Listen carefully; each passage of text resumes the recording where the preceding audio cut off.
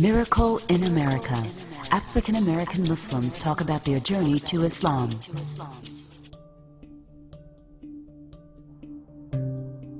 My name is Mukmina Ali, and I grew up in Philadelphia, Pennsylvania. I took my Shahada in July of 1979. I started my path to Islam at age 7. I was a church-going girl, Sunday school, and I just did not get the doctrine. And I remember, exasperating my Sunday school teacher because I would always ask so many questions, and by the end of my question, she would say, "You would understand when you get older." I didn't understand how 3 equals 1. She explained how we believed in one God, but then she explained the Trinity. I didn't understand how God would let his son die in such a horrible way. I didn't understand how he would punish someone for the world's sins. I said, that's just, God is fair, he is just, and that's just unjust. So at age 7, I, got down on my knees and prayed and said, God, I know you exist. I believe in you. I don't know what all this other stuff is, and I'm just a little girl. So this is what I'm going to do. I'm going to pray to you. I'm going to try not to commit sins. I'm going to try to be a good girl. And when I get to be an adult, you show me the true way to worship you. And from that point on, I continued to go to church, but I always just like, God, I don't believe in this, but I know that when I get to be an adult, you're going to show me the true way to worship you. And I went through going to many churches and trying to find, what was right, and it just wasn't logical and it didn't make sense to me. When I was in college, my last year of college, the young man that I was engaged to had graduated the year before, and he met a Muslim and he got very excited, and he was on the same path of searching for the true way to worship Allah subhanahu wa ta'ala. And he started sending me all the information that they were giving him and writing me 10-page letters about classes he had gone to, and we were just like really excited because this was it, this was right, this was logical, this made sense, this was the right way. And so I knew then that, I always felt like I had made a covenant with Allah when I was 7. If I'm a good girl, then when I'm an adult, you will show me the way to worship you. And so when I became an adult, the year after I graduated from college, I took my Shahada because he did show me the way to worship him. There were many things about Islam that appealed to me. Like, I was a very logical little girl, and so it had to make sense. It had to be logical. 1 didn't equal 3, and so on and so forth. And Islam is very logical. It makes sense, and it appealed to my heart, and the logic of it encompassed every part of your life. I felt that if you worshiped Allah, then you should worship Allah in every part of your life.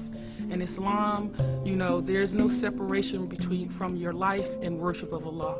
It determines how you eat, what you eat, how you sleep, where you live, what type of job you get, who you marry, how you raise your children. And to me, that's what fully worshiping Allah is, that he should be in every part of your life. And Islam explained to me how to do that, and it gave the example of the Prophet sallallahu alaihi wasallam. When I first became Muslim, I took my Shahada in Philadelphia, in the Islamic Center in Philadelphia. And it's really strange because it was an international community. It was a community made up of specifically professional middle-class Muslims, and I was very comfortable in that community because that was my background. And I remember I had started taking classes there before I took my Shahada, and during one of the classes, the teacher stood up and said, I feel like someone wants to take their Shahada. Who wants to take their Shahada?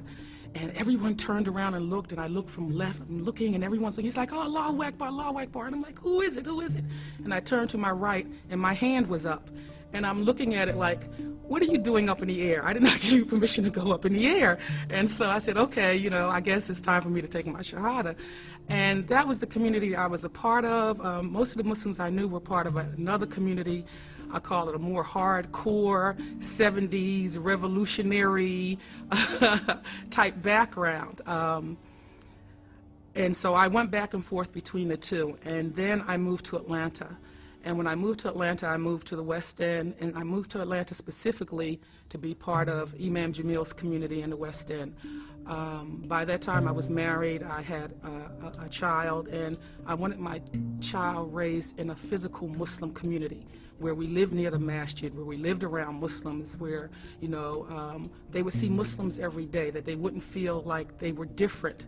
You know, it's bad enough, you know, female, African American, you know, northerner in the South. You know, I wanted them to feel very comfortable in their Islam, and so I moved to the West End, and I've been in that community since I've been here, which has been, I think, 27 years. And my children have been raised around Muslims. Even my non-Muslim neighbors give salams. The stores in the neighborhood, they give us salams. I remember after 9/11, someone asked me, well, aren't you afraid? And I'm like, no, I'm in my hood, you know. Everyone, you know, if someone tried to come up in here and bother me, my non-Muslim neighbors would jump them because they know us, you know. And so that was why I moved to Atlanta, and that's why I'm still in the West End. When I became Muslim, I was aware of other Muslim communities. I was aware of the Nation of Islam. I was aware we have many different communities in the Philadelphia area. And like I stated previously, I felt comfortable in the international middle-class atmosphere of the Islamic Center.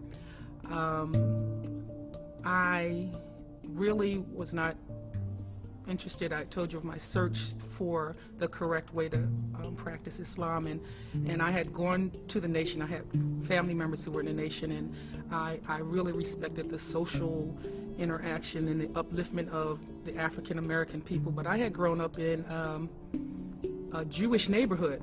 I had white friends, so the whole thing that the white man was the devil, I'm like, no, there might be some people who are controlled by Shaitan, but they're not the devil, because I had white friends. So that didn't appeal to me, so I didn't go that way. Some of the more conservative communities, I didn't go that way either. I needed some place that I felt comfortable in, and so that's why I chose the Islamic Center, which was multicultural and sort of, I say, the middle of the road. Islam gave me the criterion on which to judge all my decisions, so it made it easier. You know, it made it a no-brainer. You know, Islam gave me the guidance as to what to do in different circumstances. You know, I always went to the book. I always went to the hadith to see, you know, what did Allah say about this? What did the Prophet ﷺ do in this situation? Or try to extrapolate, if that wasn't particularly something that happened then, you know, what did I think? And it just made life easy. You know, when I hear people say, oh, that must be a hard way of life. No, it's not. It's very easy. You know, it gives you guidance in all areas, and so you don't have to struggle. You don't have to struggle with, is this the right thing, or is this the wrong thing? And even when you have a decision to make between two things that are right, you know, you do it istikhara and let Allah decide. And then you're comfortable with your decision. I don't look back and say, wow, if I had made this decision, I would be better off. I say, no, this is the decision that Allah wanted me to make, and learn from these life's lessons. So Islam has just simplified my life to the point that, you know, I turn to Allah for all my decisions, and He makes the decisions, and I'm fine with it. So it has given me peace, and that's what Islam means, peace. So, alhamdulillah.